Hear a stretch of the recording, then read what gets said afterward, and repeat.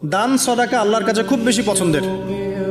দান সদকা করার জন্য সম্পদ লাগে না, আমার কথা শোনেন। দান সদকা করার জন্য সম্পদ লাগে না, কলিজা লাগে, মন লাগে।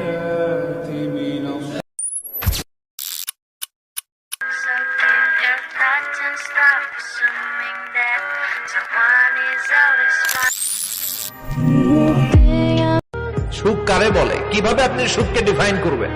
সুখ তো টাকায় কিনা যায় না। শান্তি টাকা দিয়ে হয় না, শান্তি দেওয়ার মালিক কে? শান্তি আছে অল্প খেয়ে শুকর। ছোট্ট ছেলে মেয়েদেরকে ননির পুতুল করে গড়ে তুলবেন না, খবরদার। ওদেরকে কষ্ট সহিষ্ণু করে গড়ে তুলবেন। আপনি থাকতেই কষ্ট করা শিখান, তার জীবনটা স্মুথ হবে, তার ক্যারিয়ারটা।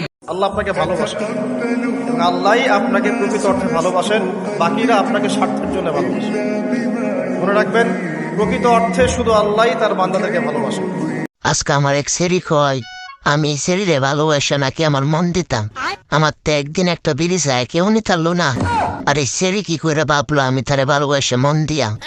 আমি আমার ক্ষুদ্র জীবনে অভিজ্ঞতা থেকে দেখেছি, ছেড়ে দেওয়ার মধ্যে সুখ আছে আর কি। মনে করেন কেউ আপনি গালি দিয়েছে, তো আপনি অনেস্ট, আপনি সৎ, এবং আপনি সবসময় চিন্তা করবো আমাকে আল্লাহ কি দিয়েছেন, এটা চিন্তা করবো না আমাকে আল্লাহ কি দেন নাই। আল্লাহ পাক আমাকে সুস্থ রেখেছেন, নিরাপত্তা দিয়েছেন, আমি খাচ্ছি, পান করছি। বিশ্বাস করেন, আপনার রিজিকের মধ্যে যদি একটা টাকা হারাম থাকে, যতক্ষণ সেটাকে আপনি ত্যাগ না করছেন, আপনার ইবাদত কবুল হবে না। কোনো ক্ষমতা নাই।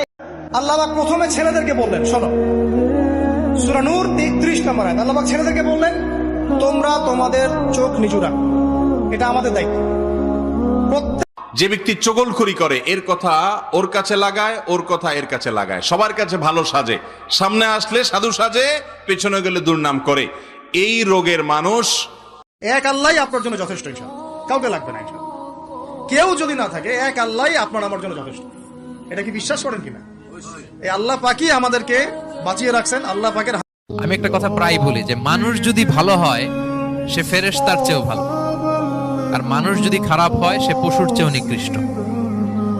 আল্লাহ বলেন উলাইকা কাল আনআম।